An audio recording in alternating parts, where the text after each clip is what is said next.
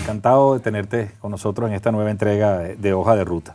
Como conversamos previamente, esto es una iniciativa reciente para tratar de ocupar un espacio que pensamos que estaba haciendo falta en los medios que ahora están por todas partes, los medios de comunicación y la comunicación con el país. Siéntete, digamos, en completa confianza para hablar extendidamente de una cantidad de tópicos que, por supuesto, la mayoría de ellos van a tener que ver con tu vida, con tu ruta de profesional y de vida que has hecho, que tiene que ver con el mundo del trabajo, el mundo del sindicalismo, desde una perspectiva histórica. Por supuesto, en algún momento tocaremos los temas coyunturales, pero este no es el objetivo de esta conversación. Creo que es importante que el país comience a verse desde la distancia, tratar de como que es alejarse de las diatribas del día a día y entenderlo como un todo, como una perspectiva. Y la primera parte de estas conversaciones solemos dedicarlas al tema institucional.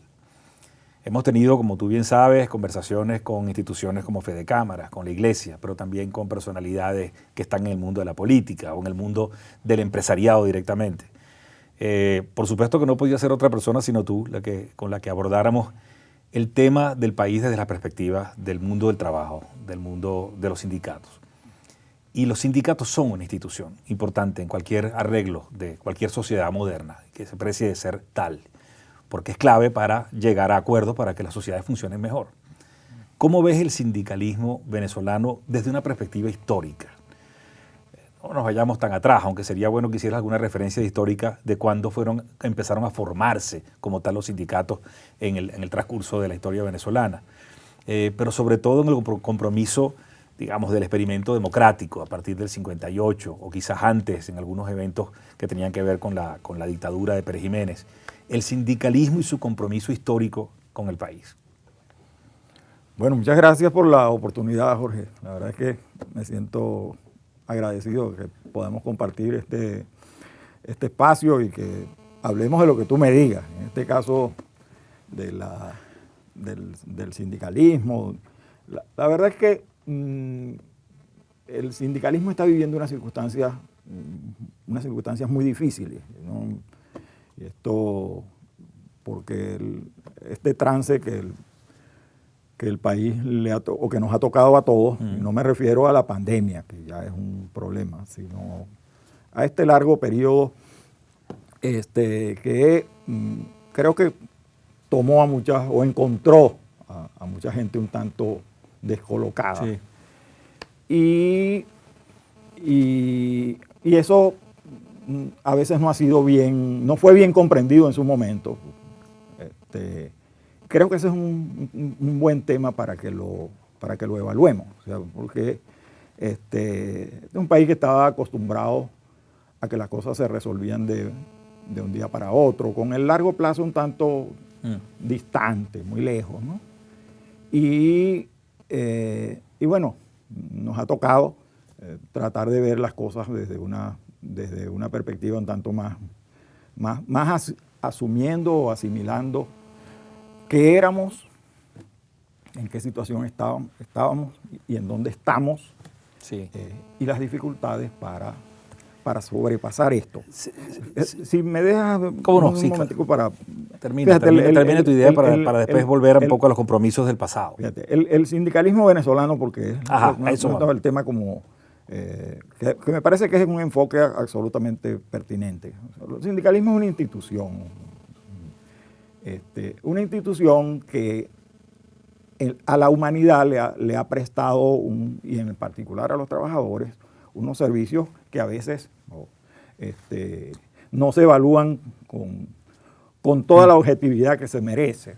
O sea, por ejemplo, los grandísimos avances que ha tenido la negociación colectiva en el mundo, o sea, que se ha traducido en mejoras sustanciales para los trabajadores.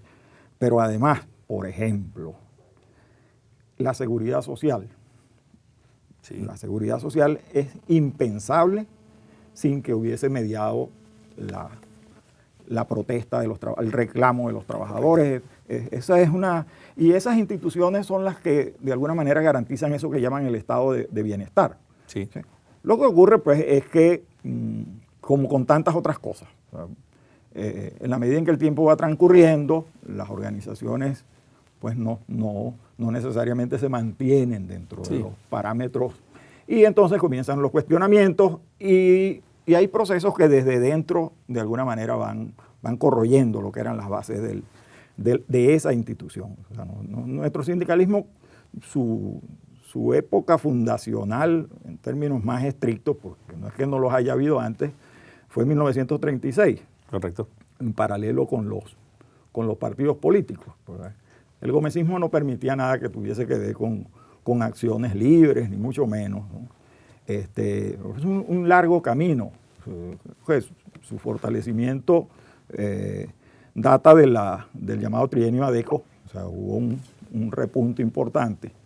Después vino, porque eso fueron 3 años y el derrocamiento de Gallegos, la dictadura militar, la persecución y la vuelta a la democracia, que para el sindicalismo significó, porque además creo que era un papel ganado, no es un tema que el sindicalismo jugó un papel importante en todo esto. Y en la reconstrucción o en la construcción democrática hay un episodio que se olvida, o sea, el pacto de avenimiento obrero-patronal bueno que lo comentes, sí. Fue anterior al pacto de punto fijo. Es correcto. Es un acuerdo de los empresarios y el Comité Sindical Unificado, que era lo que para entonces operaba, con el propósito de garantizar, por un lado, la paz laboral para que se consolidara el experimento democrático, pero también sobre la base del respeto de la libertad sindical y de la negociación colectiva. Nosotros, el sindicalismo venezolano, esos 40 años, hubo un desarrollo sustancial, importante de la negociación colectiva que se tradujo en mejoras. Los actores de ese acuerdo previo al pacto de punto fijo fueron CTB y Fedecámara, fundamentalmente, o algunos más. Fundamentalmente la CTB y Fedecámara. El Comité Sindical Unificado se había creado ya a finales de la dictadura, pero era por las divergencias que había básicamente entre el Partido Comunista y AD. Entonces, con la Junta Patriótica, no es que fuera lo mismo, pero tuvo su correlato en el mundo sindical. En el mundo sindical también estaban presentes esas diferencias. Pero además se unieron para actuar de manera conjunta. Entonces, eso eran el sindicalismo de AD, el sindicalismo del PCB, el de COPEI, que era y el de URD. O sea, y esos todos se fusionaron en esta coalición, estaban integrados en el Comité Sindical Unificado. Pero eso era la CTB. Te interrumpo un segundito allí, porque acabas de decir algo que es interesante y además cosas que no conocía tan en detalle. Siempre se ha criticado mucho, recuerdo en la conversación que tuvimos con Alberto Folmer, fue uno de los que lo puntualizó, que uno de los errores que heredamos y tenemos que entender es que cualquier pacto de país tiene que incluir a todos. Y que en aquel momento, según su interpretación, el Partido Comunista, bueno, eso sí lo sabemos, fue etiquetado como haber quedado fuera de los acuerdos, pero en el nivel sindical sí estaba incluido. Sí. Las diferencias se replantearon de nuevo después del gobierno de Betancur, cuando comenzó la fiebre del experimento cubano. Y entonces, las guerrillas en Venezuela. Las guerrillas en Venezuela, y entonces fue cuando vamos a decir que se produjo una ruptura y el PCB y el MIR crearon la CUTB. Correcto. Una organización sindical aparte. Pero es interesante saberlo como relato histórico. Si en algún segmento de la sociedad, en ese acuerdo predemocrático o en las albores de la democracia, estaban todos unidos, era en el sector sindical. Sí. No había, y creo que en el sector empresarial tampoco había no había divisiones, bueno, pero es natural que no las hubiera en ese momento. O sea, no es que todo el mundo estaba en Fedecámaras, pero era la única voz que representaba el empresariado organizado en ese momento, que además, aun cuando estaba fundada en el 44, más o menos en las mismas fechas, un poco antes, CTB nos lleva unos cuantos años de ventaja de fundado, pero recordemos que había cámaras de comercio y cámaras de producción que ya hoy pasan los 120 años, ¿no? Ahí estaba representado el empresariado. Continúa, disculpa que te haya interrumpido porque además el relato iba muy bien. Allí el sindicalismo, yo suscribo totalmente lo que tú acabas de decir, suele interpretarse que hay una deseo del mundo del capital, que a mi juicio es completamente errado, de que lo mejor que puede haber es que no haya sindicatos. Y es un error gigantesco. El sindicalismo es una institución fundamental fue una institución fundamental, lo es en todas las sociedades, pero en Venezuela en esos momentos. Adentrémonos un poco en el proceso siguiente. Hablaste de Betancourt, posiblemente Leoni. ¿En qué momento sientes que el sindicalismo comienza a desviarse, si es que acaso cabe la palabra, comienza a ser más penetrado por los temas políticos? La CTV adquiere un peso muy importante, digamos, en la Venezuela ya de entrada en los 70. A veces llegaba un momento en que uno no sabía si era más importante la CTV o el Buró Sindical de AD. ¿Cómo fue ese proceso? ¿Qué pasó allí? Y a riesgo de alargarme, pues quiero que hablemos de eso porque creo que es importante que la gente que nos escucha, sobre todo las generaciones más jóvenes, entiendan dónde fue que Venezuela empezó a perder el camino. Los primeros 25 años de la democracia fueron gloriosos. ¿Cómo y por qué y en qué sentido el sector sindical puede haber sido copartícipe, igual que el empresarial, igual que el político, de comenzar a perder el rumbo de un país que iba muy bien? Bueno, voy a repetir un lugar común, que es un proceso complejo, pero vamos a ver, el llamado espíritu del 23 de enero, o sea, todos estamos cerca de un nuevo aniversario del 23 de enero, supuso una unidad nacional para emprender, pues, superar la dictadura e iniciar la vida democrática del país. Correcto. Creo que los sindicatos y el empresariado, por lo menos es lo que ilustra el Pacto de Avenimiento Obrero Patronal, comprendieron perfectamente que construir la democracia suponía un compromiso. Sí. Un compromiso, porque en el caso de la libertad sindical, eso lo hemos tenido que repetir ahora montones de veces. O sea, no puede haber libertad sindical donde no hay democracia. O sea, eso son cosas absolutamente vinculadas una con la otra. Además, en este caso se venía porque la CTV había sido disuelta, fue disuelta por el gomecismo recién nacida y después por el perejimenismo. Entonces, ya la enseñanza estaba muy clara. En las dictaduras el sindicalismo no es bien visto. Correcto. Entonces Pérez Jiménez inventó su propio sindicalismo. Entonces, esas enseñanzas llevaron a asumir que se trataba de transitar un camino de unidad y que la mejor manera de que eso ocurriera era mediante acuerdos, ¿no? O sea, mediante el diálogo, el respeto mutuo, el reconocimiento mutuo. Fede Cámaras es la representación de los empresarios, la CTV es la representación de los trabajadores, negociamos lo que tengamos que negociar, pero cada uno desde su propia perspectiva, desde la perspectiva de la autonomía. El tema, hay un problema original, que ese sí ha hecho, vamos a decir que daño en los desarrollos ulteriores, que es que el sindicalismo nuestro nació demasiado vinculado a los partidos. ¿No? A los partidos políticos. Interesante. O sea, que no es... En Europa, por ejemplo, el sindicalismo precedió a las organizaciones políticas. En el caso nuestro fue al revés. Y entonces, o sea, los partidos se dedicaron a promover el sindicalismo, y entonces había como unos vínculos muy estrechos. Bueno, esa ruptura, el tema con el PCB era un tema que se planteó en la Junta Patriótica, todo eso a lo que te estaba refiriendo. Pero tuvo una traducción en el plano sindical porque entonces las protestas contra las medidas de Betancourt eran vistas de una manera desde el Partido Comunista, claro, y de otra desde AD. Entonces fue generando unas rupturas dolorosas que no existían en el sindicalismo, que la guerrilla las exacerbó. Claro. Por cierto, después de la guerrilla, la reconstrucción del sindicalismo del PCB fue una cosa demasiado dura porque buena parte de los activos, o sea, el sindicalismo quedó casi desarmado, sin gente, pues porque era muy difícil involucrar a los trabajadores en la guerrilla. Porque además era un país en plena ruta efervesciente de crecimiento económico. Claro. O sea, Y vamos a experimentar los mejores 20 años Claro, consecutivos claro. de crecimiento y de movilidad social al mismo tiempo, no Sí. solamente crecimiento económico, ¿no?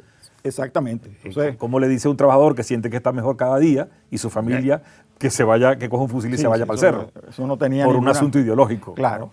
Entonces, ese vínculo tan estrecho entre partidos y sindicatos, a la larga ha terminado haciendo mucho daño, o terminó haciendo mucho daño.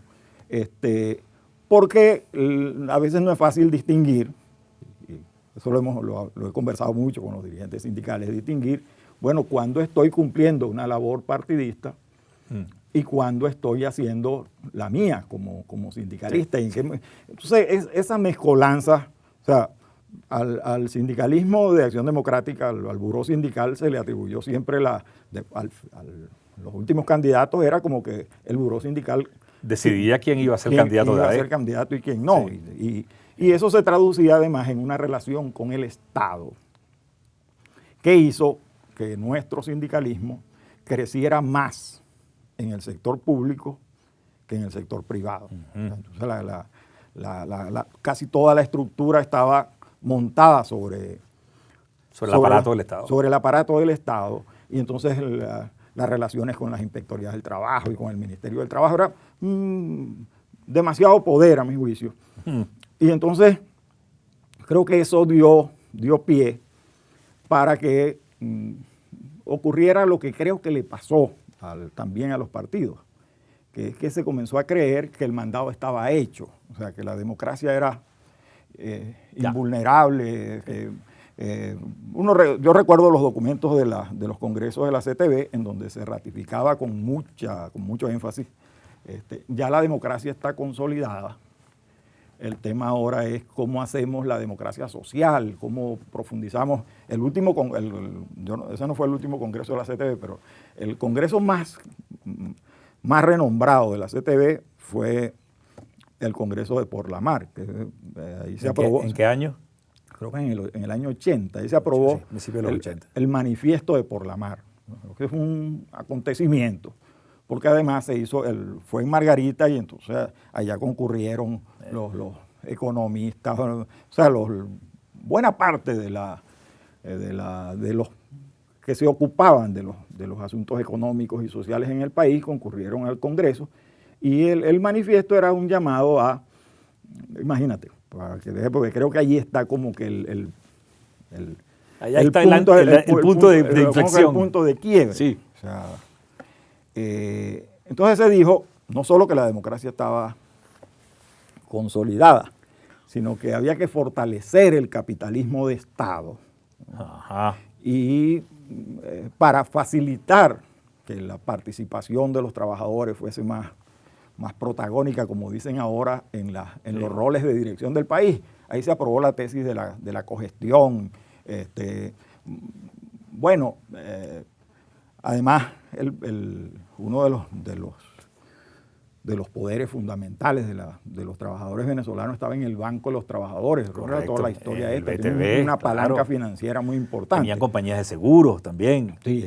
Anauco, creo que en ese momento. Sí, ¿no? sí, de todo. Ajá. Bueno, pero en ese momento, entonces, se dijo, repito, el mandado está hecho, es lo que uno podía entender. Sí. Vamos para un proceso en el cual los trabajadores van a tener más poder y más bienestar y eso lo va a proveer el capitalismo de Estado. El capitalismo de Estado y básicamente la renta petrolera. La renta petrolera. O sea, bueno, de ahí en adelante el programa del manifiesto no se pudo ejecutar porque inmediatamente en el año 82 vino el Viernes Negro. Sí. Entonces comenzamos a vivir una crisis que yo creo que no ha... Estábamos justo en el 80, para algunos era que estábamos en el momento más bollante y por todo lo contrario, 3 años más tarde, en el 82 comienza la crisis y en el 83 tenemos el quiebre del tipo de cambio y resulta que era, como dicen Naim y Piñango en su libro, era una ilusión de armonía. Sí. Venezuela era una ilusión de armonía sostenida por riqueza petrolera que resolvía los conflictos profundos de la sociedad. Había discusiones en esas épocas, pero estaba muy muchacho, entre CTV y Fede Cámaras. Había fluidez permanente, diálogo, o había más bien rencillas, o simplemente cada quien andaba por su lado. Creo que cada quien andaba en lo suyo, ¿no? Había encuentros, pero no era una constante, ¿no? Creo que la crisis sí obligó a más, desde el momento, porque bueno, del lado empresarial, del lado de los trabajadores se hablaba de la CTV, del tema de fortalecer ese estado de bienestar que teníamos, de cómo se hacía. Y del lado empresarial se comenzó a hablar de otra cosa, del mercado, en el gobierno comenzaron a hablar de enfriar la economía y de ver cómo la economía del país pasaba a ser otra cosa distinta a la del capitalismo de Estado. Entonces, porque ya eran visibles el tema de cómo se sostenía el estado de bienestar a punta de petróleo, que no es una discusión nueva, es una discusión que entre nosotros ha sido desde que el petróleo apareció. ¿Qué sabes qué pasa, León? Tiene la sensación cuando uno conversa con distintos actores que todos nos intoxicamos del mismo mal, Sí, de una riqueza gigantesca que además estaba en manos de quien ejercía el poder. Y eso es un modelo que no funciona. Y bueno, ahora nos estamos dando cuenta, pero ha sido un largo proceso.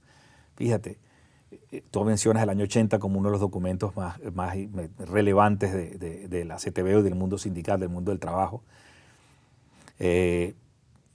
Y de allí comienza un proceso de deterioro que ya en lo económico nada más acumula 40 años. Del 83 para acá no hemos tenido un solo año donde la inflación no haya sido de 2 dígitos y de últimas veces para acá ya de infinitos dígitos casi.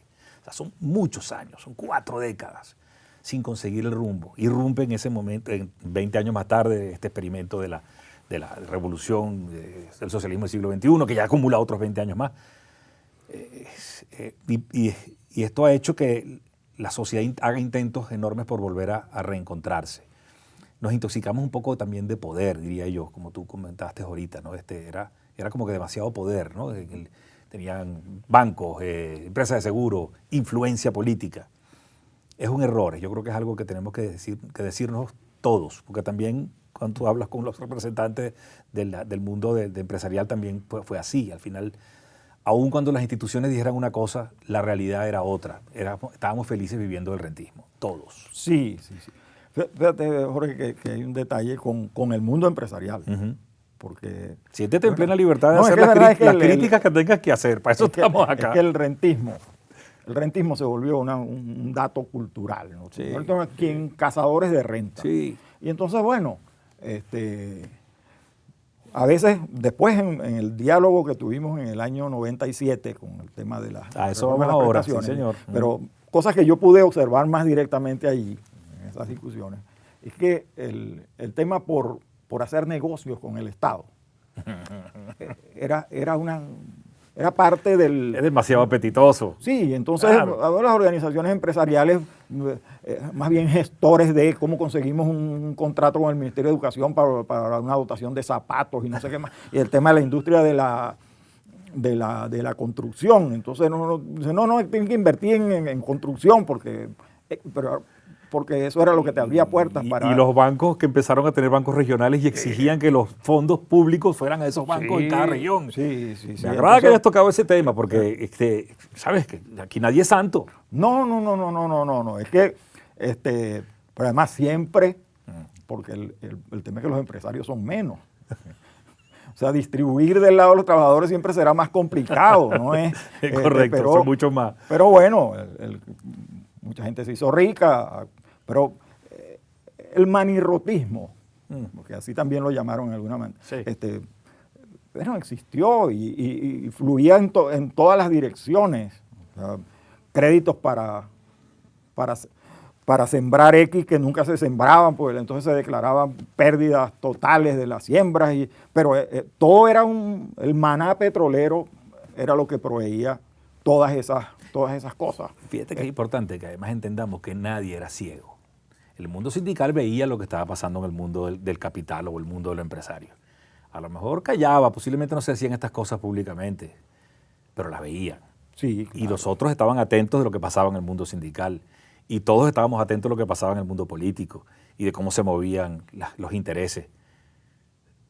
Parecía que nadie se atrevía a decir, basta, no puede ser el modelo. Y lo llevamos hasta el extremo, hasta que colapsó. No Sí. fue que lo previmos y empezamos a corregir. Hubo intentos políticos, la COPRE, pero por Dios, el 83 que ya lo hemos mencionado. Luego vino el 89, una gigantesca crisis social, digamos que fue representada en el Caracazo. Otro campanazo durísimo para el país y para estas instituciones de las que estamos hablando. Luego los dos golpes de Estado en el 92. En el 93 la ruptura del bipartidismo. Por Dios, no vimos esas señales. Había que corregir y terminamos haciendo aguas. Sí, pero advertencias había habido desde muchísimo tiempo. Se habla mucho de Alberto Adriani, de todas las cosas que dijo. Sí, claro. ¿No? Tuvimos propio, grandes pensadores. El propio Uslar, Sí. Pérez Alfonso, todos fueron haciendo advertencias. Teodoro en su momento. Sí. Sin Teodoro duda, en su sé que momento, estuviste muy cercano a él. ¿Cómo no? Advertencias sobre lo que nos podía venir si no se adoptaban unas medidas que le pusieran coto a ese. Por ejemplo, un tema que de nuevo, porque yo sé que después entraremos en esto, pero el elefantismo del aparato estatal venezolano es una cosa gigantesca. En los estudios de la COPRE se puso de bulto. Mire, este país, por su número de habitantes, no requiere un estadote tan grande. Claro. Pero bueno, el tema es que el clientelismo y cómo hacemos, y mete a fulano aquí, ponlo allá. Entonces la nómina de la administración pública crecía al ritmo del clientelismo político. Y todo eso se nutría con petróleo, ¿no? Y a los empresarios le daban lo suyo y se quedaba quieto, y los trabajadores reclamaban lo propio. Te repito, era más difícil repartir aquí. Sí. El punto es que el campanazo del año 83 con el Viernes Negro tampoco se digirió bien, porque bastaba con que el petróleo subiera de precio para que volvieras a sentir. Yo recuerdo me imagino que tú también, una frase del presidente Lucinchi, que dijo, pero si tengo la botija llena. Correcto, tienes razón. Sí. La botija llena. Bueno, porque es muy difícil, o es bastante difícil, administrar la abundancia. No es, cuando tú tienes escasez, entonces tú dices, bueno, medio para acá, esto por aquí, esto por allá. Sí. Pero cuando tienes holgura y entonces sientes que alguien te presiona, porque la frase vino vinculada a eso, unas presiones para... Claro. Bueno, acabo de recordar la famosa frase de Pérez, cuando justamente estalla el gran boom petrolero y desde décadas de tener precios entre 2 y 3 dólares se disparan a 12. Y Pérez le dice al país, administraremos esta abundancia con criterio de escasez. Y sus críticos dijeron, terminó administrando la abundancia con escasez de criterio. Bueno, ahí quedará pues, para el juicio histórico todo esto. Pero sin embargo hubo intentos. Y en particular tú estuviste muy cercano a uno que fue después vilipendiado duramente por el chavismo y por algunos otros sectores dentro del mundo sindical, que fue los acuerdos del año 97.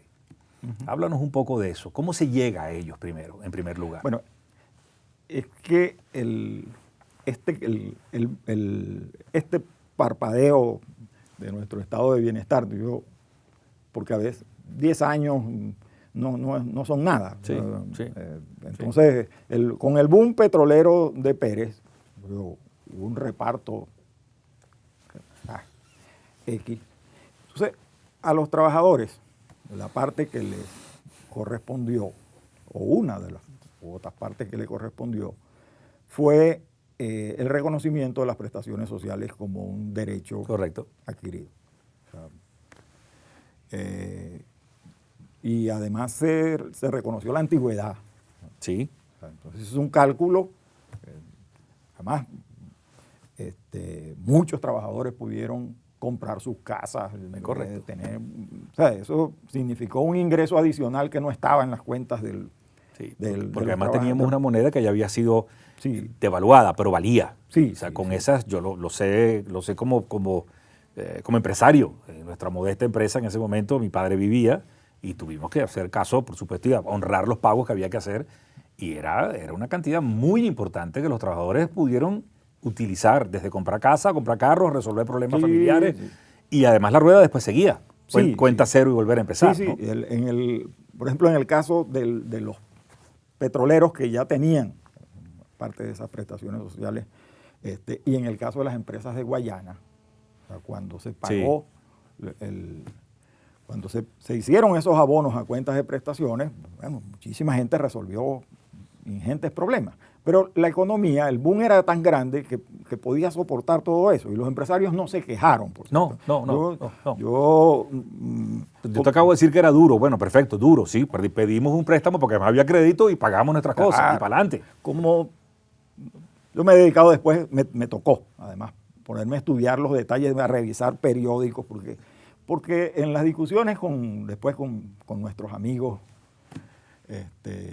ahorita no sabemos, porque Nicolás Maduro dice que hay una izquierda trasnochada. Después, yo no sé cuál es esa izquierda trasnochada, pero... ¿Maduro estuvo de alguna forma involucrada en esos procesos de discusiones en el 97? No, ellos estaban a la izquierda de la izquierda. Pero estaba en ese mundo sindical, obviamente, criticando el asunto. En el metro de Caracas. Okay. Pero esa cantidad de esos... Se decía desde allí que las prestaciones sociales habían sido el producto de grandes luchas. Yo no desmerito el comentario porque efectivamente la negociación colectiva venía apuntalando el reconocimiento de esas prestaciones como derechos.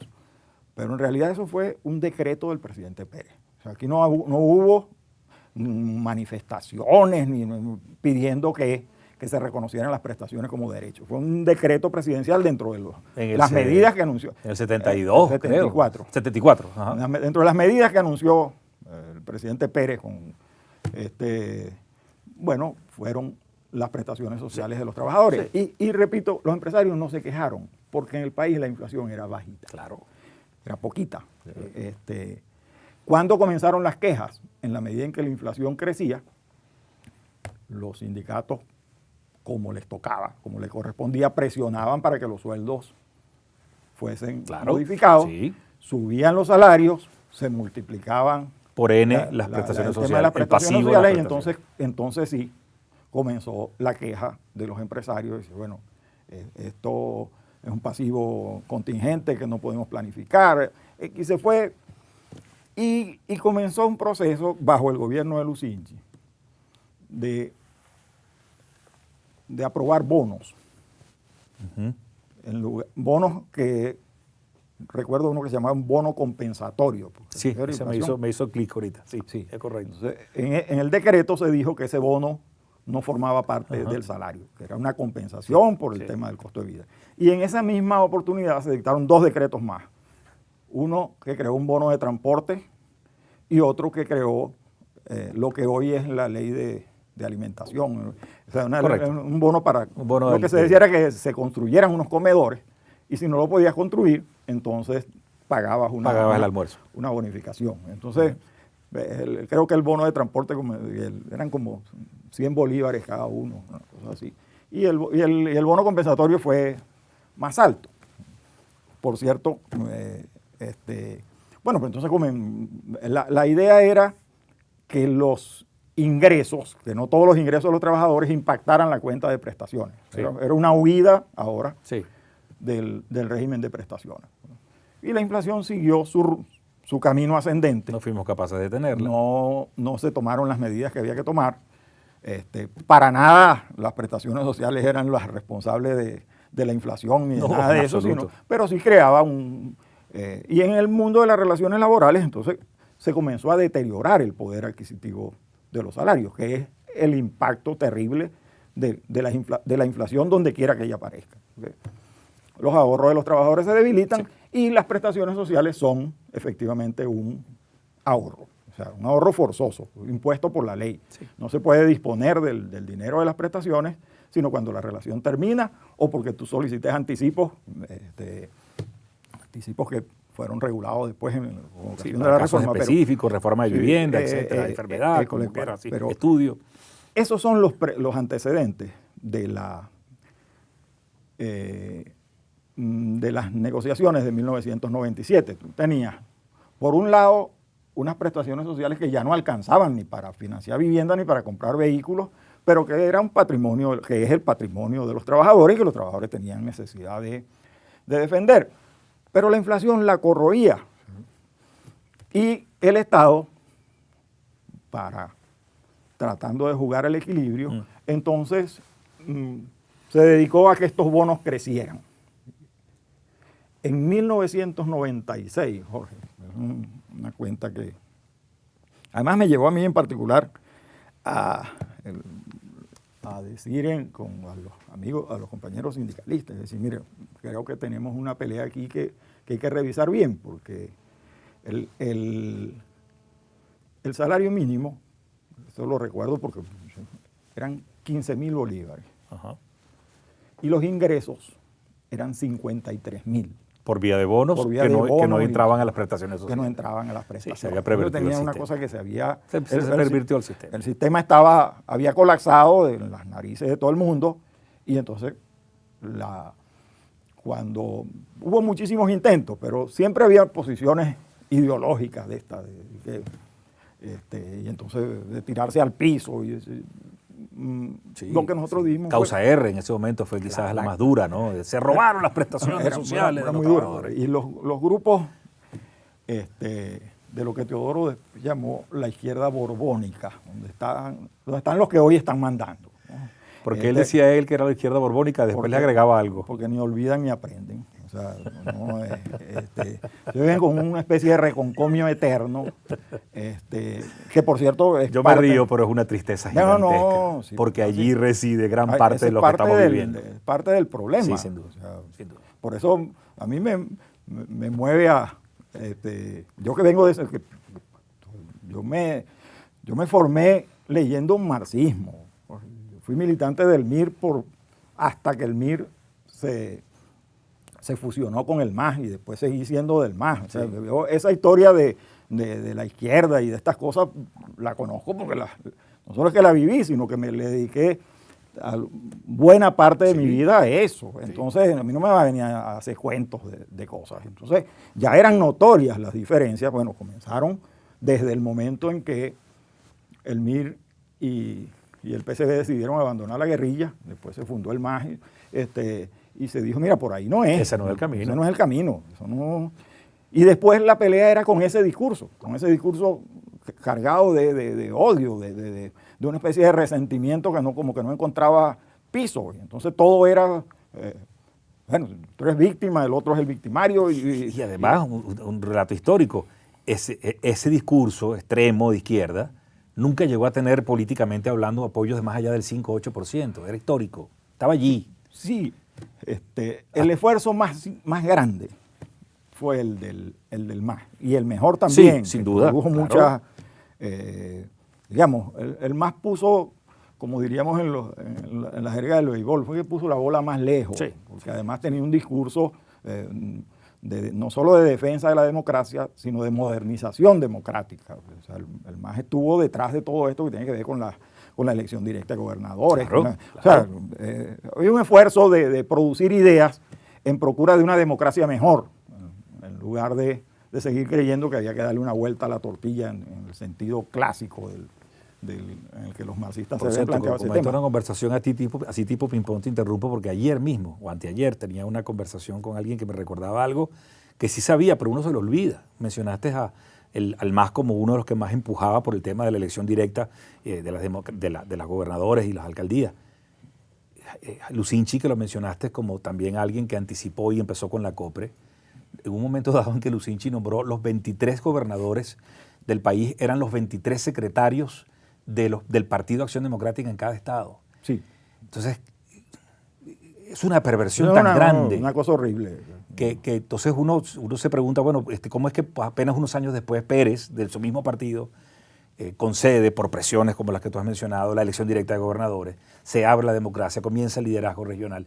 Y luego entonces este experimento que supuestamente debería haber promovido más la participación, al menos de verbo, resulta que centraliza todo de nuevo. Y si bien seguimos eligiendo gobernadores y alcaldes, nunca ha habido más centralización como la de ahora. Son prácticamente, a menos que no sean afines al propio régimen, si hay otro se le pone un protector. O sea, lo menciono como una referencia para quienes nos puedan estar escuchando, que es que los errores que cometimos fueron graves. Un presidente, nombre, a dedo, que ya se hacía hace muchos años, pero era parte de un convenio de acuerdos políticos con distintos factores de la sociedad, y nombrar los 23 gobernadores, todos los gobernadores del país, es como si Fidecámara nombrara a los presidentes de las cámaras de comercio gobernadores en todos los estados. O sea, una perversión que no se puede ni pensar. Correcto. Eso fue Entonces, una cosa lamentable. Arrastramos errores graves, profundos. Después la propia D tuvo que encajar el golpe, ¿no? Sí. Y decir, mira, un gobierno más partidista que ese, imagínate, pues, es una cosa. Claro, había sacado muchísimos votos y entonces la idea de que tú tenías el país en la mano y que podías hacer lo que te diera la gana, es una tentación con el tema del poder, ¿no? Es cuando se tiene poder político, que es mucho, y además todo el poder económico, la tentación es gigante. Demasiado. Y ese quizás es nuestro pecado originario, sí, de la era petrolera. Sí. Ok, vuelvo a los 27 y cómo entonces, decantan en un acuerdo que a mi juicio es de los más importantes de la época reciente en Venezuela. Entonces ese fue un proceso largo, tedioso, porque cuando a mí me tocó acompañar a Teodoro en esto, ya se venía discutiendo el tema desde el Ministerio del Trabajo, se venía tratando de encontrar acuerdos y no había sido posible. Creo que la manera como, en particular, los que liderizaron ese proceso desde el gobierno fueron Teodoro, Luis Raúl Matos, y bueno, en el Ministerio del Trabajo estaba primero Nepomuceno Garrido, pero cuando en ese momento asumió la doctora María Bernardoni. María Bernardoni, sí. Y después entró al Ministerio del Ministerio de Finanzas, buen amigo mío de los ahorita.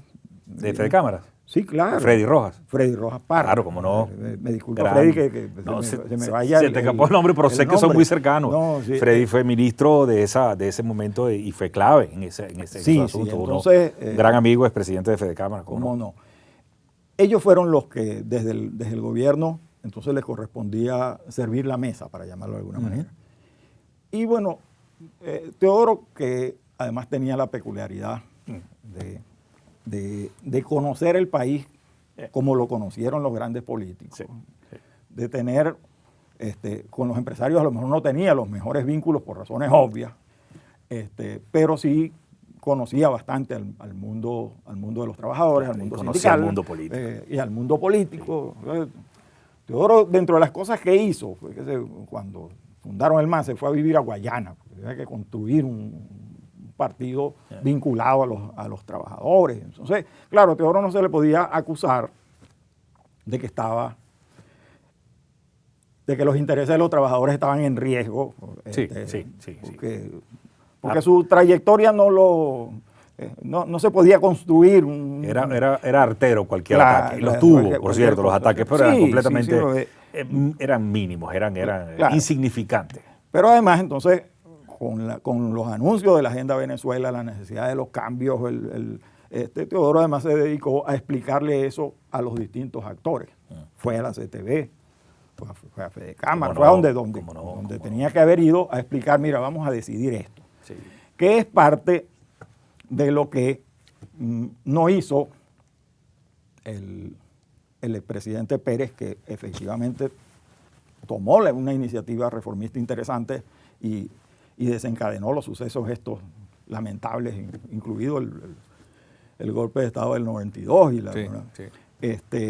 Pero el convencer a los actores clave de lo que vas a hacer. Como aprender la lección y decir, mire, este país no puede seguir viviendo así como había venido viviendo. Aquí hay que hacer unas reformas, aquí hay que adelantar la reforma del Estado, hay que tomársela en serio. Y el tema de la reforma laboral también, porque el país necesitaba quitarse de encima este San Benito de que tú no sabías. Ya para entonces el tema es, la pelea de los trabajadores era decir, mire, ese poco de bonos son parte del salario. Claro, y hago una acotación muy breve. lo hablo como ahora como empresario, y que era en ese momento también no estaba yo prácticamente en nada en las cuestiones gremiales, estaba arrancando mis cosas en la Cámara Ferretera, no, ya estaba en Consecomercio, me acuerdo. Que es que el tema era que nos preocupaba el ingreso. Por el tema de las prestaciones que te arrastraba tanto el peso del pasivo, tú te inhibías de pagar mejor el sueldo de tu trabajador, y lo que queríamos era que ganaran más. Entonces el quid pro quo ahí un poco era: vamos a hacer este quiebre y vamos a empezar vamos a remunerar mejor el salario hoy, y con unas prestaciones sociales que se habían negociado. La tragedia fue que el país no corrigió económicamente y no permitió que tuviéramos la inflación, que cambiáramos el modelo y que comenzara a crecer por la vía de la inversión privada y de la productividad, que es lo único que al final recupera el salario real. Entonces, los trabajadores siento que se sintieron de alguna forma estafados, porque pasaron los años y decía, bueno, ahora me quedé sin el chivo y sin el mecate. Ya no tengo las prestaciones viejas que tenía, sino un nuevo modelo que estoy acumulando apenas recientemente, de unos años, y yo siento que mi ingreso, mi inflación se la sigue llevando. Sí, fíjate que ahí estaba. Pero eso no fue el problema, no fue el pacto, es que no se hicieron las cosas después. No, porque además, de los méritos de ese diálogo y de esas negociaciones y de esos acuerdos, fue que no solo se dijo, aquí hay un problema aquí hay que recomponer el salario. El salario no puede seguir siendo una cosa en donde, estábamos en un limbo, sí. en el que, bueno, los empresarios decían, yo quiero aumentar el ingreso, pero que no tenga impacto, y entonces inventaban figuras, que si ahorros, te pago por aquí, no sé qué, y todo aquello creaba una incertidumbre que tampoco ayudaba para nada. Es correcto. Entonces, pero además se dijo, miren, el problema no es solo que los trabajadores mantengan sus prestaciones, que es su ahorro. El problema es que tenemos un sistema de seguridad social que no funciona.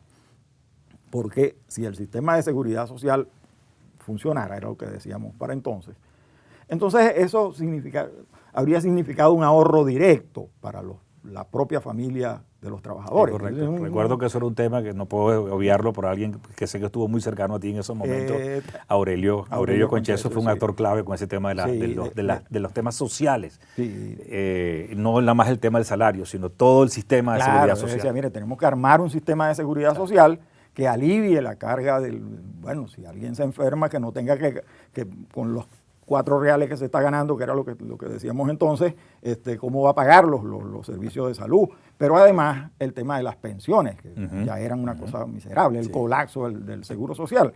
Entonces se dijo, bueno, el acuerdo implica una reforma de la seguridad social, un cambio en el régimen de prestaciones y la recomposición de la remuneración. Y es institucionalizar una instancia tripartita que se ocupara de revisar con alguna periodicidad, de hacerle seguimiento a esos planes. Es de las cosas, digo yo, a veces uno se queda pegado de lo que uno considera que son cosas bien hechas, pero me parece que fue no solo una experiencia, sino que fue un gran acuerdo, que a lo mejor no se explicó bien, y además yo le trataba, porque a mí me tocó andar explicando eso, yendo aquí y allá. A unas iba Teodoro, a otras iba yo, a otros iba Luis Raúl, recuerdo del Ministerio del Trabajo, aparte de María Bernardoni, el doctor César Carballo, mi amigo que era viceministro en ese momento. Nos encargamos de recorrer el país a explicar esto, ¿no? Pero como yo estaba en Cordiplan, entonces, y yo no soy economista, pero entonces de tanto ir a hablar a los economistas, bueno, es que el compromiso del Estado, el compromiso del gobierno, era mantener baja la inflación, era bajar la inflación, que era que fue a lo que se dedicó Teodoro durante todo ese tiempo. Recuerdo eso no está como la fiebre. Sube la fiebre y después baja. Y efectivamente la inflación había caído, pero había que garantizar que eso se mantuviera, porque el régimen de prestaciones que se convino allí era muchísimo más costoso que el anterior, porque se duplicó el número de días, las prestaciones eran 30 días por año con recálculo, aquí pasaban a ser 60 días, o sea, que implicaban y se acumulaban dos días adicionales cada año. Correcto. Pero la ventaja para los empleadores era, y así lo vimos, que había absoluta certidumbre sobre cuál era el costo cuánto te iba a costar esto. Pues podías planificar hacia adelante como se hacen los planes, no pendiente de que habías dejado un cabo suelto y que después te iba... pero, evidentemente, yo le estuve llevando, Jorge, el pulso. Sí, y la cuenta, a ese es el tema del cómo estaban evolucionando, haciendo una comparación más o menos cada 6 meses con cómo sería con el recálculo y cómo estaba haciendo con el nuevo sistema. Con el nuevo sistema. Y siempre, como hasta el año 10 o el año 12 daba más favorable el régimen nuevo, correcto, el régimen correcto.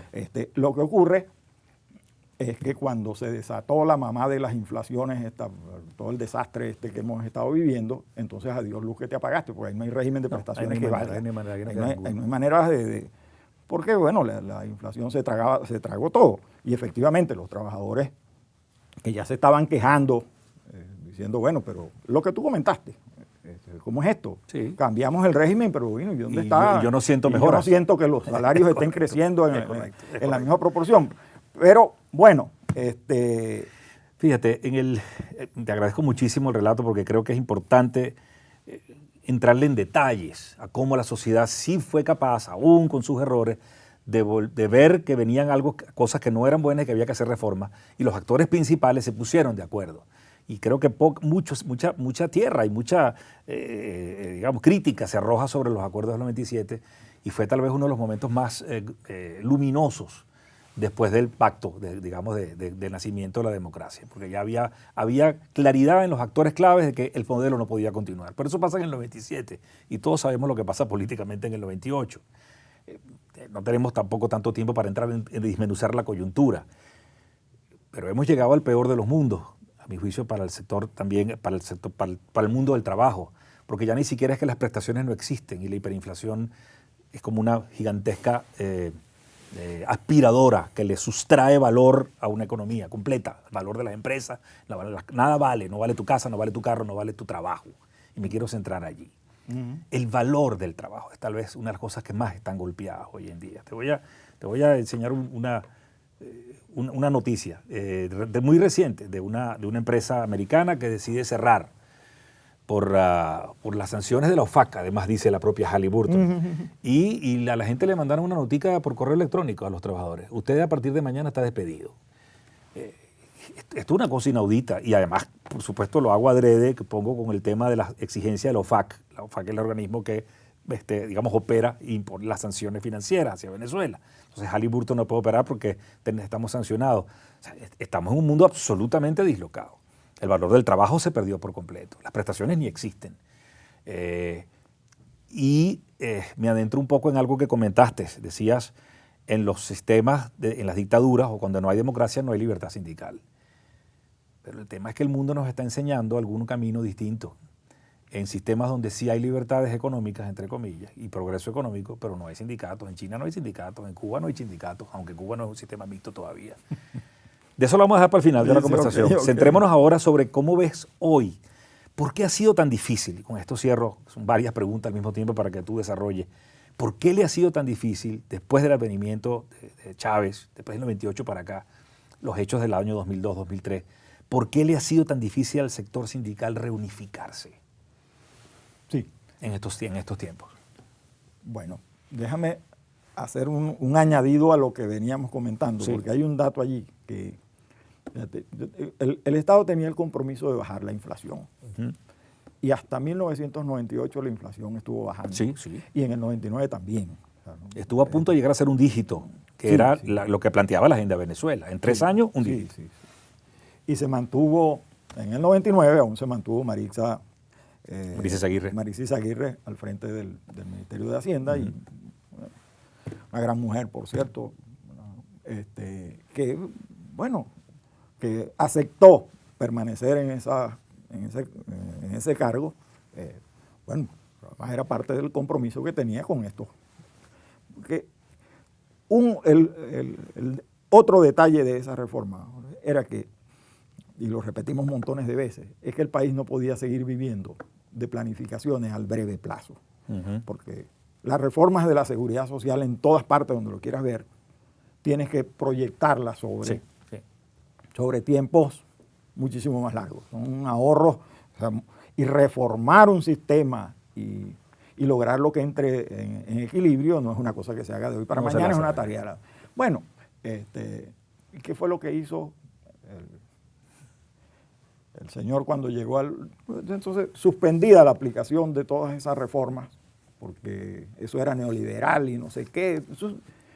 El discurso ese del resentimiento, de decir, bueno, no, todo lo pasado estuvo mal hecho. Sí, sí. O sea, yo lo voy a hacer bien. Bueno, nada de eso ocurrió. Al revés. O sea, montaron un proyecto, hicieron una ley, la volvían a hacer, la repetían y al final lo único que seguía estando allí era el Seguro Social con todas sus... Con todos sus problemas. Pero rescato este tema porque el futuro nuestro depende mucho de que veamos hacia el largo plazo. Bueno, no podemos seguir creyendo que hay soluciones mágicas de hoy para mañana. Bueno, yo creo que el sindicalismo de la era democrática se acostumbró a esas relaciones con el Estado, unas maneras relativamente sencillas de arreglar problemas. Llamo por teléfono, arreglo esto. Entonces, creo que eso es parte de las razones por las cuales al sindicalismo se le ha puesto tan dura la cosa, ¿no? Porque el oficio sindical, que es un oficio noble, requiere también de estar en permanente relación con las bases, con los trabajadores. Sí, sí. No te puedes eternizar tampoco, era parte de la crítica pertinente que se le hacía al sindicalismo, no puede pasar toda la vida.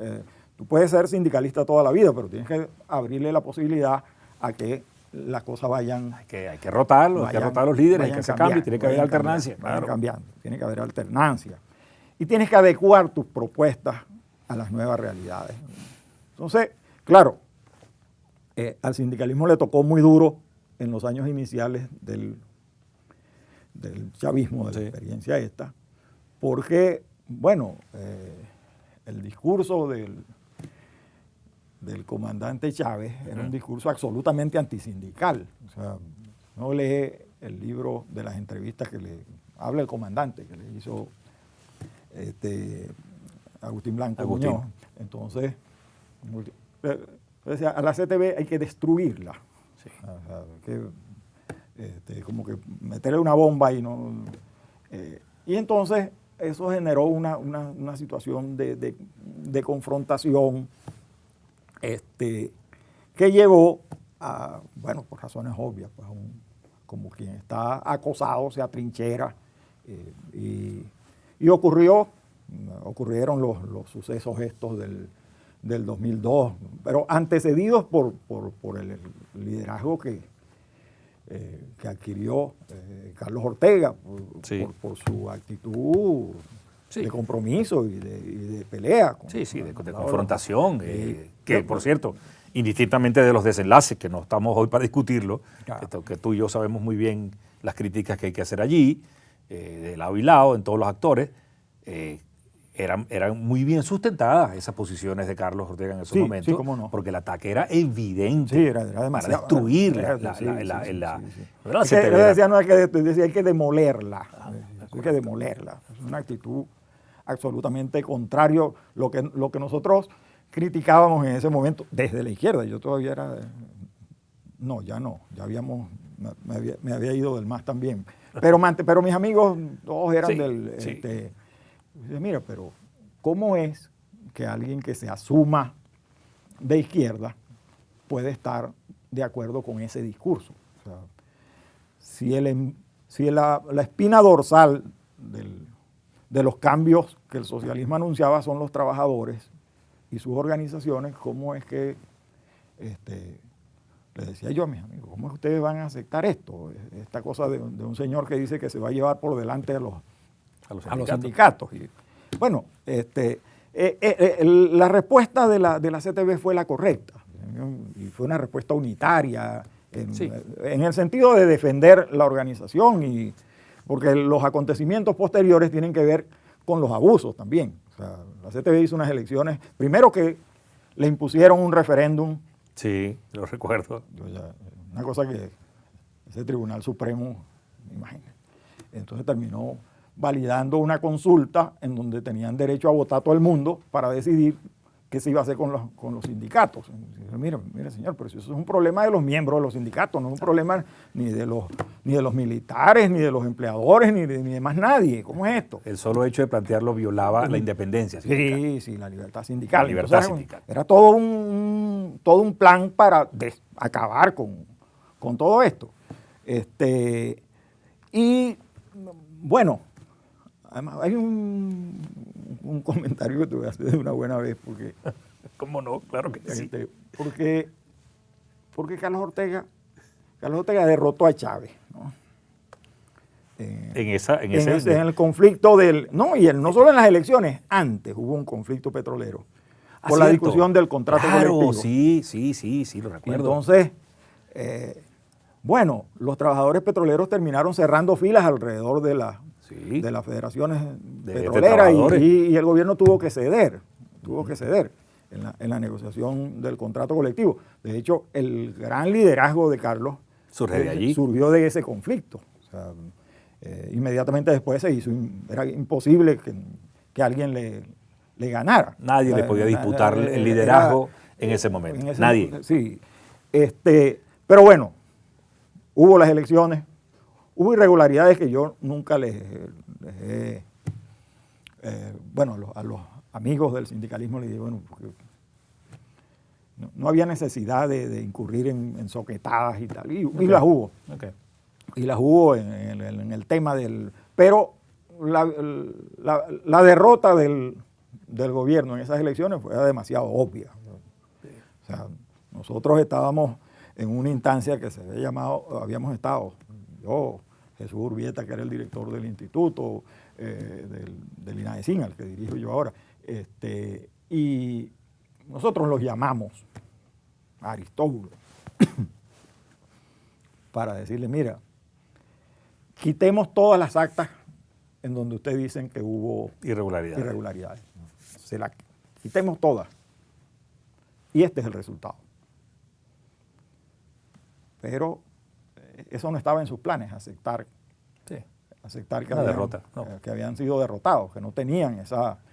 Y entonces, claro, eso colocó a la dirección de la CTV en un disparadero.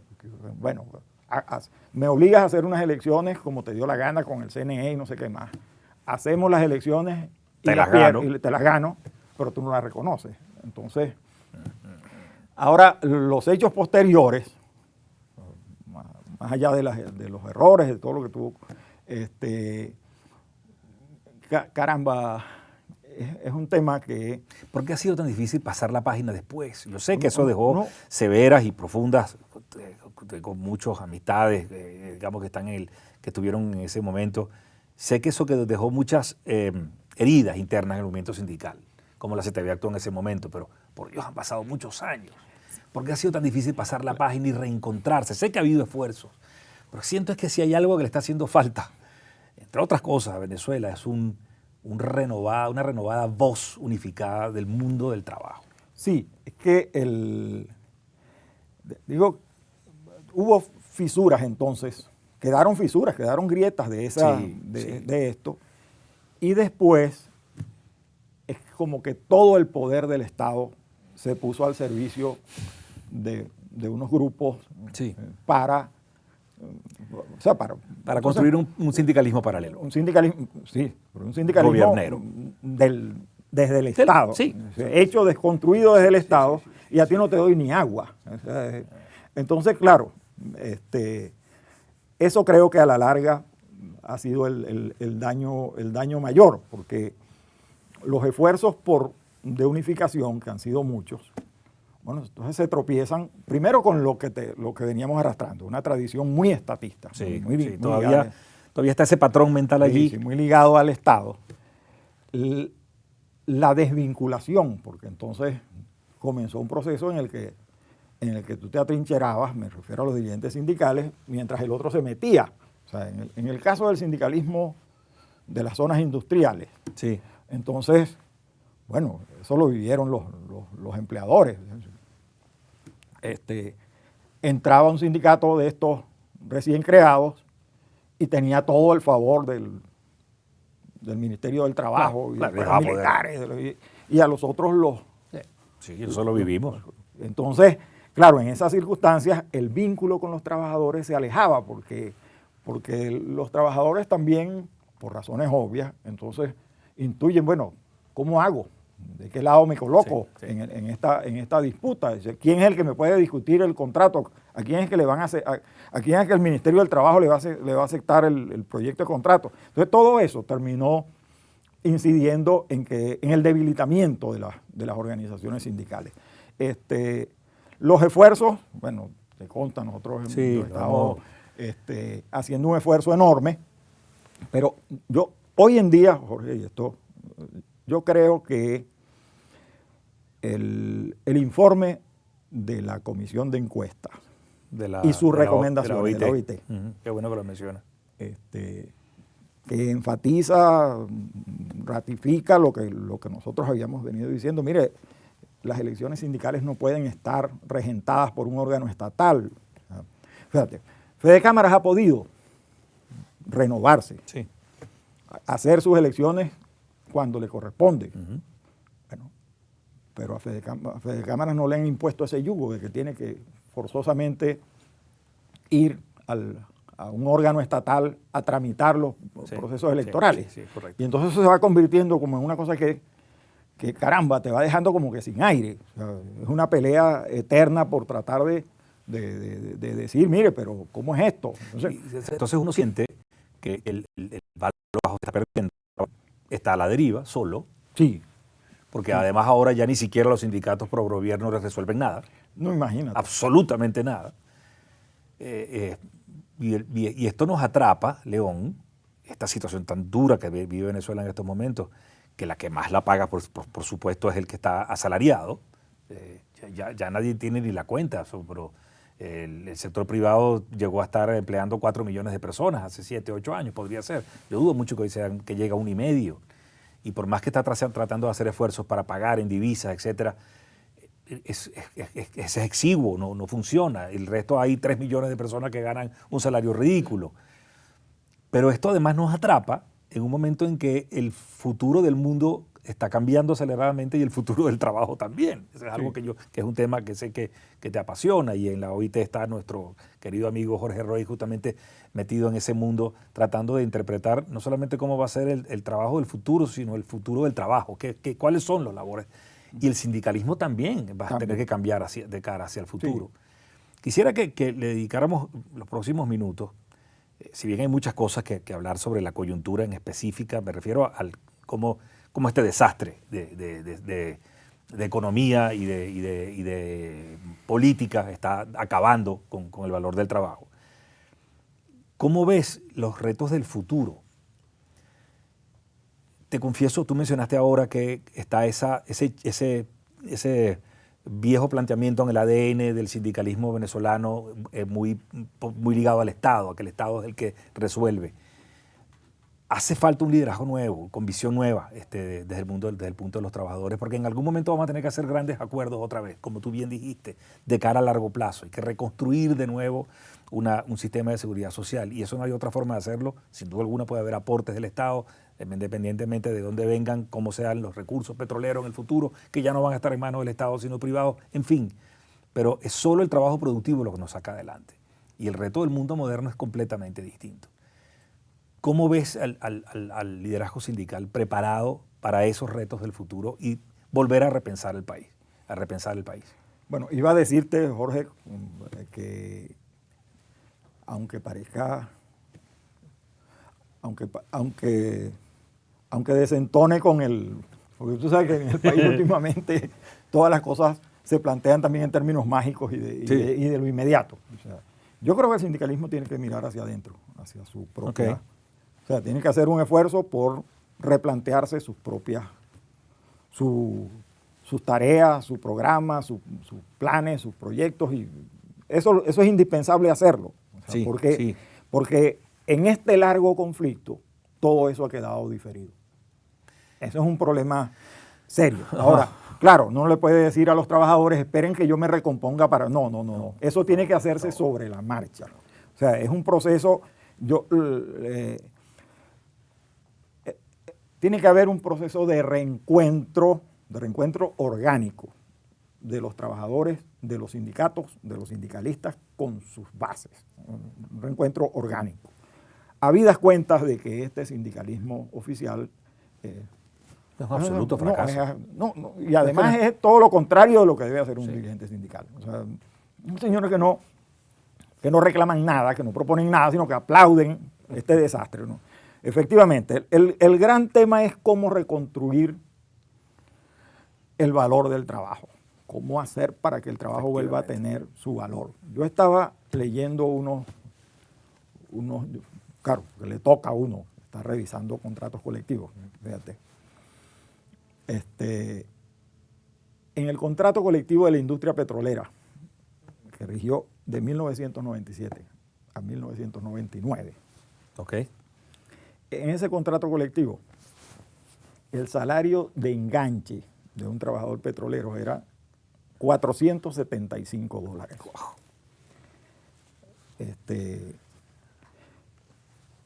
De unos trabajadores que además tenían acceso a un comisariato.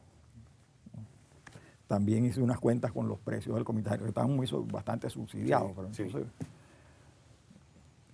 bueno, no la cifra en la cabeza, pero por eso ya lo dice todo. Con la mitad del sueldo diario, un trabajador petrolero del que estaba entrando podía comprar 12 kilos de harina pan, algo así como 28 latas de sardina y 3 cartones de huevo. Con la mitad del jornal. Con la mitad del salario. De salario diario. Diario. Ahora, más allá de todo lo que podamos decir, pero esos eran los trabajadores mejor pagados del país. Sí. Era la industria petrolera. Ahora, esos trabajadores, buena parte de ellos se han ido para otro país, han dejado el puesto. Sí. O sea, dentro de las cosas que estábamos hablando al inicio, te comentaba, yo nací en el Tigrito. Eso es un campo petrolero. Bueno, el campo petrolero está en San Tomé. Mi primer trabajo fue allá en el Tigre, trabajando para Benevén, por cierto. Sí. En San Tomé, y del otro lado en el Tigre estaba donde abrieron el primer pozo campo oficina, eran los campos petroleros. Bueno, cuando uno de los de mi generación entraba a la industria petrolera, bueno, entonces hacíamos fiestas.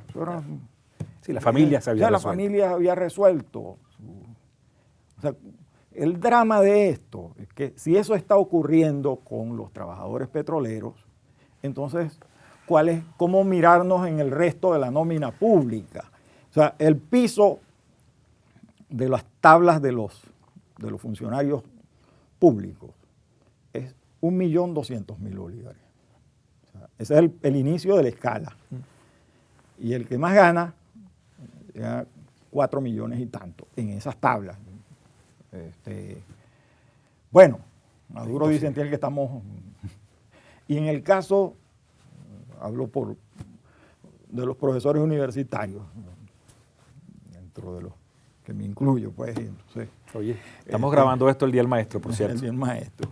Aprovecho para felicitarte a ti y a todos los que le ponen el corazón, a pesar de tantas circunstancias. El punto de partida de las escalas de los profesores universitarios es algo así como 2.300.000 bolívares. Y el tope de esas escalas puede estar llegando a 7, 8 dólares. Bueno, uno le podemos sumar todo lo que ponen, que si el bono tal, que si la prima de antigüedad, Y entonces el resultado es que el trabajo no vale nada. Es correcto. No tiene ningún valor. Y la ñapa es que destruida PDVSA, que era la que alimentó todas estas... Todo este relato que hemos estado hablando del pasado fue alimentado con petróleo. Con petróleo. O sea, destruida PDVSA. Entonces, el señor que tanto habla y dice cosas y que va a recuperar no sé qué, la verdad es que no tiene con qué pagar la nómina. Esa es la verdad. Esa es la verdad. O sea, hay unos trabajadores a los que se le ha mejorado el ingreso, que son los del sector privado, pero eso es el resultado de una apertura que el gobierno jamás quiso implementar, o sea, que la ha tenido que aceptar porque no le queda más remedio. Y lo hace como lo hacen, o sea, dejando cualquier cantidad de inconsistencias en el camino. Totalmente. Bueno, pero que si ahora que si la ley antibloqueo, que no sé qué, pero el punto es que ahí ha habido una recuperación porque hay una apertura. El sindicalismo tiene que pensar en ese tema y tiene que pensar en el otro. Sí, en los retos del futuro. Sí, pero tiene que pensar en los dos sectores, en los trabajadores del sector público, que son la mayoría, y en los del sector privado. Sí. Como que hay como varias negociaciones simultáneas, ¿no? Ahora, el paso de un país rentista a un país productivo, ese paso requiere de una gran concertación, de un gran acuerdo nacional, para el cual, por cierto, necesitamos sindicatos fuertes. ¿Cómo no? Muy fuertes, muy independientes, muy representativos. Autónomos que tengan, y que además se planteen el tema de estas soluciones como un tema que requiere dedicación y pensamiento hacia el futuro, es ver el país 30 años más adelante. Sí. Y siento que la palabra que nos debería comprometer al mundo del trabajo y al mundo del capital es productividad. Por supuesto, libertades, obviamente, democracia, pero como compromiso primario es eso. Si ambos sectores, que es la que al final es la fuerza productiva de un país, apunta a la productividad, los salarios serán mejores, los ingresos serán mejores, podremos conseguir construir un sistema de seguridad social mejor.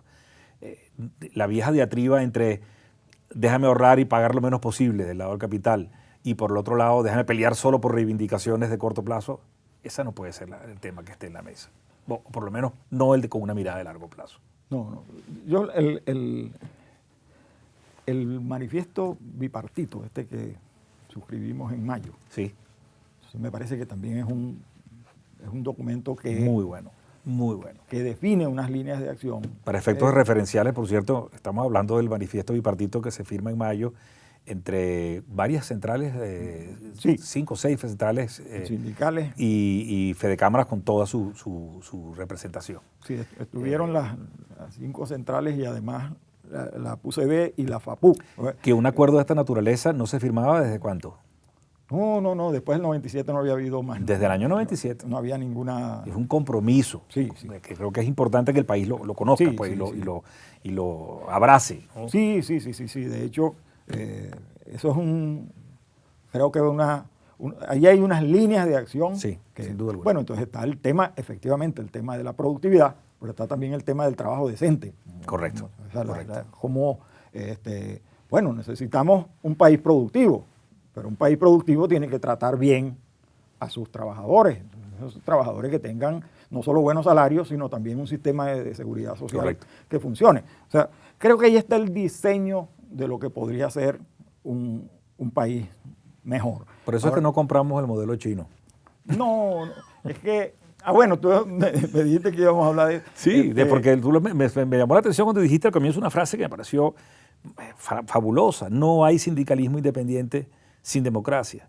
Pero alguien podría decirte, pero sí hay demostraciones claras en el mundo de que sí hay libertades económicas sin democracia.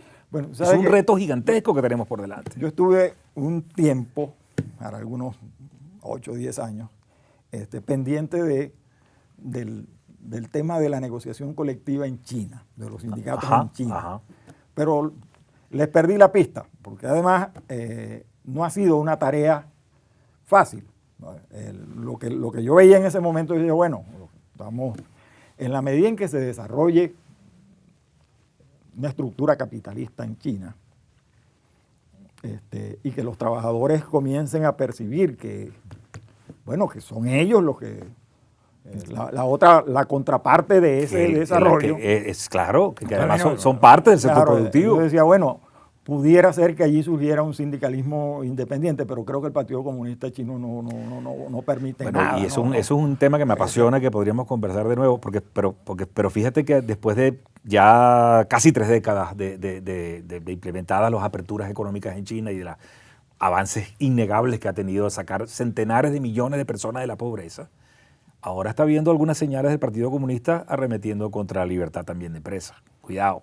O sea, yo siempre he apostado, al igual que tú, dije, bueno, si al final, si hay libertades económicas, hay algún tipo de progreso económico, los trabajadores comienzan a ser parte de ese progreso económico, tarde o temprano tienen que exigir libertades plenas, políticas, ciudadanas, civiles. Yo pensaba eso, pero fíjate que salvo en el caso polaco, en donde el Sindicato Solidaridad jugó un papel Clave. bien importante, en el derrumbe de la Unión Soviética,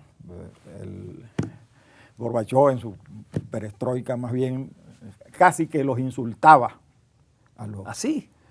Claro, porque es que el Partido Comunista convirtió a los, claro, a los sí, sindicatos sí, rusos un apéndice en apéndices del poder. Entonces lo que estaban era pendiente más bien de garantizar que en las fábricas no hubiese no se viera ni el menor respiro, nadie reclamaba nada. Que es lo mismo que hace la CTC cubana, o sea, como referencias. Ajá.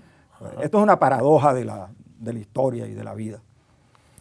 Se supone que la clase obrera era quien iba a llegar al poder y que esos partidos eran expresión de la clase obrera. Sí. Bueno, ni lo eran en la Unión Soviética, ni lo fueron en la Alemania, ni lo son en Cuba. Hay una casta burocrática que dirige eso. Importante que mencionaste a Alemania también, porque del otro lado del espectro ideológico tampoco funciona. Los experimentos totalitarios del lado del fascismo tampoco permiten ninguna libertad sindical, en absoluto. No, en lo absoluto. Todo está bajo, todo está controlado. Está corporativizado sí, y cerrado en un puño, claro. Que es lo que siento que está planteando en estos momentos el poder frente al futuro. Es como no permitir espacios para nada. No solamente en China, me refiero a Venezuela. Sí, es que, bueno, lo que te iba a decir es que el mismo experimento, y por eso de allí volvemos a la frase aquella, de que ni olvidan ni aprenden. Esos experimentos, todos han terminado en un enorme desastre para los pueblos que lo han vivido y para la clase trabajadora. O sea, todo eso, ninguno ha funcionado. Sí, muy duro. Y los años, que ellos llaman los años de gloria, están asociados al precio del petróleo. Más nada. O sea, no hay nada allí. Fíjate, ahora están planteándose privatizar las empresas que expropiaron. O sea, pero ni siquiera dicen, es que eso no sirvió para nada, ese experimento. O sea, yo creo, Jorge, de verdad, que si aquí hubiese algún propósito de enmienda, tiene que ser propósito de enmienda, que supone admitir el desastre que has hecho. O sea, yo te retrataba lo de la industria petrolera, porque no vamos a hablar de sanciones y de cosas de esas. No. A la industria petrolera el desastre lo ejecutaron ellos mismos. Es correcto. O sea, Es correcto. acabaron con esa empresa. Convirtieron en una cosa que no... Bueno, uno puede decir que ahora las sanciones estas últimas le haya apretado pero es que lo que estábamos... Es que no hay un solo ejemplo, León, No. ni una sola. Si tú me dijeras que por lo menos hubo una en la que funcionó el experimento de esta pseudo cogestión de los consejos de trabajadores, de los trabajadores, es un desastre, no hay una sola que pueda salvarse. Ninguna. Pero bueno, son las empresas de Guayana, pues. O sea, Sidor, que había sido privatizada y había mejorado con los argentinos que la Sí, compraron. claro. Había mejorado, entonces la reestatizaron, se acabó. Y los trabajadores que eran accionistas les fue muy bien en ese momento. En ese periodo. Después aplaudieron cuando fue tomada por Chávez, pero hoy en día se han dado cuenta del error. Sí. Entonces, Me encantaría seguir hablando contigo, León, porque es apasionante y lo podemos hacer en otro momento. Estando ya entrando al final, 3 preguntas para respuestas breves. De algo que te salga del corazón. ¿Algún momento o hecho que te haga seguir confiando en la sociedad venezolana? algún momento o hecho que me haga... Algo reciente o no tan reciente, que tú digas, esto no está perdido. Bueno, creo que